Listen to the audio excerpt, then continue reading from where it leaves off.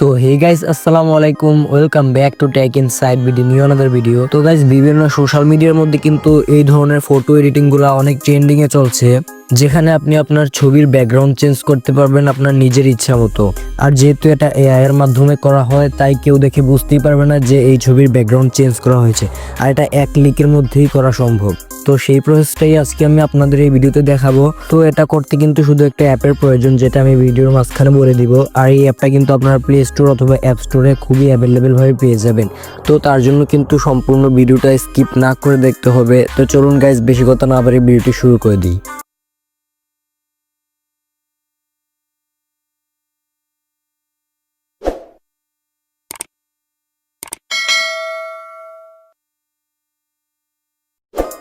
তো গাইস, আমরা কিন্তু এখন আমাদের সেই কাঙ্ক্ষিত অ্যাপের মধ্যে চলে এসেছি।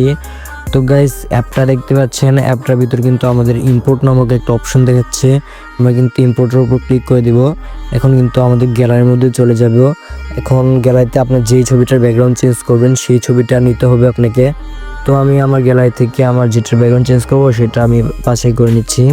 তো দেখতে পাচ্ছেন, আমি কিন্তু আমার ছবিটাকে সিলেক্ট করে দিয়েছি। তো সিলেক্ট করে দেওয়ার পর দেখতে পাচ্ছেন, এখানে কিন্তু আমাদের যেই জায়গায় এডিট করব সেই জায়গায় কিন্তু নিয়ে এসেছে। এখানে কিন্তু অনেকগুলো অপশন আছে, টেমপ্লেটস, তারপর দেখতে পাচ্ছেন ফিল্টার, তারপর দেখতে পাচ্ছেন অ্যাডজাস্ট নামক একটা অপশন আছে, সেই অ্যাডজাস্টের মধ্যে চলে আসতে হবে। তারপরে গাইস দেখুন, প্রথমে দেখতে পাচ্ছেন ক্রপ একটা অপশন আছে, সেটার উপরে এসে পড়লাম। তো এখানে কিন্তু আমাদেরকে ছবিটা ক্রপ করতে হবে। তো আমাদের শুধু ছবির মধ্যে যে মানুষটা আছে এটা ছাড়া কিন্তু বাকি সব কিছু ক্রপ করে ফেলতে হবে। তো তার জন্য কিন্তু আমরা সাবধানভাবে ছবিটাকে আস্তে আস্তে ক্রপ করতে থাকলাম, যাতে আমাদের শরীরের কোনো পার্ট যাতে ক্রপ না হয়ে যায়।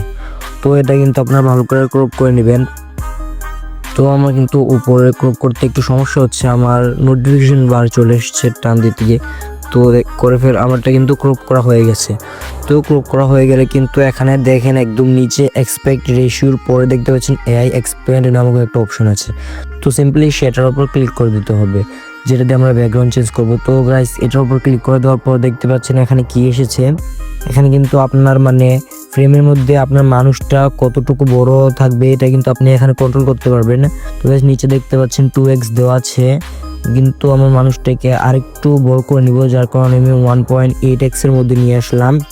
তো আপনারা কিন্তু আপনার ছবি অনুযায়ী আপনারা কিন্তু আপনার মন মতো মানুষটাকে ছোট বড় করে নেবেন। তো গাইস, এটা করে নেওয়ার পর কিন্তু একদম নিচে দেখতে পাচ্ছেন, নিচের উপরে describe the content to want you generate, আপনি আপনার ব্যাকগ্রাউন্ডের মধ্যে যা লাগাতে চান ঠিক কিন্তু এটা এখানে লিখতে হবে। নদী নালা পাহাড় পর্বত গাড়ি ঘর বাড়ি যা আপনি মন চায় তা কিন্তু এখানে লিখতে পারেন। তো আমি এই ছবিটার মধ্যে পাহাড় বসাবো, যার কারণে আমি এখানে লিখে দেব মাউন্টেন। তো সিম্পলি আমি এখানে লিখে দিতে হবে মাউন্টেন। তারপর দেখতে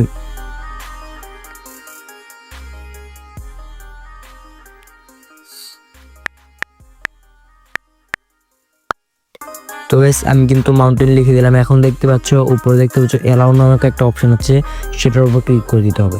তারপর গাইস, সবচেয়ে নিচে সবুজ বাটনের মধ্যে লেখা আছে জেনারেট, এটার উপর ক্লিক করতে হবে। তো এটার উপর ক্লিক করার পর কিন্তু আমাদের কিছুক্ষণ অপেক্ষা করতে হবে। এখন দেখতে পাচ্ছেন এক্সপেন্ডিং হচ্ছে, আমাদের ছবিটা জেনারেট হচ্ছে যে ব্যাকগ্রাউন্ডটা। তো এটার জন্য কিন্তু আমাদের এখানে অপেক্ষা করতে হবে। তো গাইস, আমরা এখানে কিছু সময় অপেক্ষা করব, তারপর দেখি আমার রেজাল্টটা কীরকম আসে। তো গাইস, দেখতে পাচ্ছেন আমাদের ছবিটা কিন্তু জেনারেট হয়ে গেছে। এখানে কিন্তু আমাদের 3টা অপশন দিয়েছে, আমাদের 3টা ছবি জেনারেট হয়েছে। এখানে থেকে আমাদের যে ছবিটা আমাদের মানানসই লাগে সেই ছবিটা কিন্তু আমরা ডাউনলোড করতে পারবো। তো এই দেখতে পাচ্ছেন এখানে কিন্তু 3টে অপশন অনেক সুন্দর হয়েছে। ছবিগুলো কিন্তু দেখে বোঝার উপায় নেই যে এটা আপনার ব্যাকগ্রাউন্ড চেঞ্জ করা হয়েছে। তো গাইস, এখন কিন্তু আমি আপনাদের সুবিধার্থে আরেকটা ছবি জেনারেট করব। তো তার জন্য কিন্তু আমি দেখতে পাচ্ছি না, আমার গ্যালারির মধ্যে চলে এসেছি এবং আরেকটা ছবি সিলেক্ট করে দিচ্ছি। তো গাইস, আমি এই ছবিটার মধ্যে কিন্তু মানুষটা দাঁড়িয়ে আছে। তো কিন্তু আমি কিন্তু এখন এই ছবিটাকে জেনারেট করব। তো গাইস, দেখতে পাচ্ছেন আমরা কিন্তু এখানে নিচে আবার কিন্তু আগের মতো অ্যাডজাস্টের উপর ক্লিক করে দিব। তারপর কিন্তু আমাদের ছবিটাকে আবার ক্রপ করে দিতে হবে। তো গাইস, আমরা কিন্তু এবারও আগেরবারের মতো আমাদের মানুষটাকে রেখে সম্পূর্ণ ছবিটা ক্রপ করে দিচ্ছি।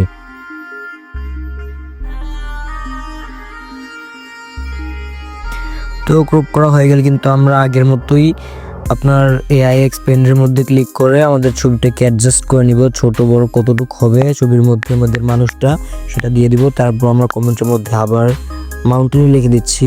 আপনারা কিন্তু আপনাদের মন মতো আপনারা ছবির ব্যাকগ্রাউন্ডে যেই জিনিস চান সেই জিনিস কিন্তু লাগাবেন। আপনারা যদি মাউন্টেন পছন্দ না হয় আপনারা অন্য জিনিসও লাগাতে পারবেন, এটার মধ্যে কিন্তু কোনো লিমিট নেই, আপনারা যা মনে চায় তাই লাগাতে পারবেন।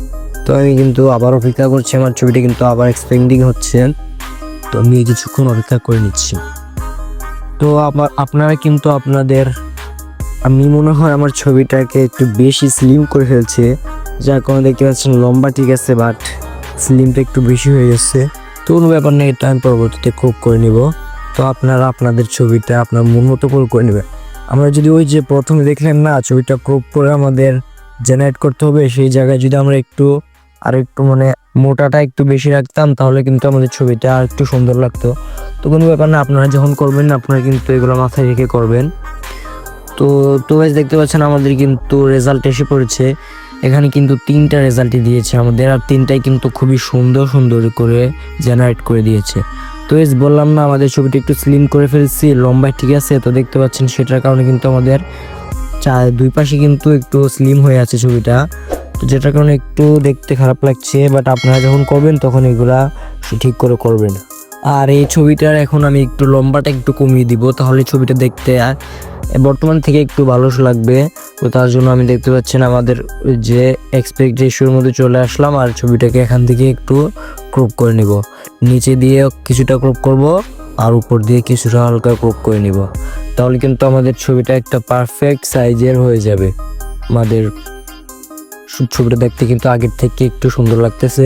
তো এখন কিন্তু আমরা নিচে দেখতে পাচ্ছেন টিক মার্ক একটা অপশন আছে, সেটার উপর ক্লিক করে দিব। তো দেখতে পাচ্ছি এখানে ডাউনলোডের একটা অপশন আছে উপরের ডান পাশে, তো সেটা ডাউনলোড করে কিন্তু আমরা ছবিটা এখন কিন্তু ডাউনলোড করে ফেলাম, গ্যালারির মধ্যে কিন্তু ছবিটা চলে এসেছে।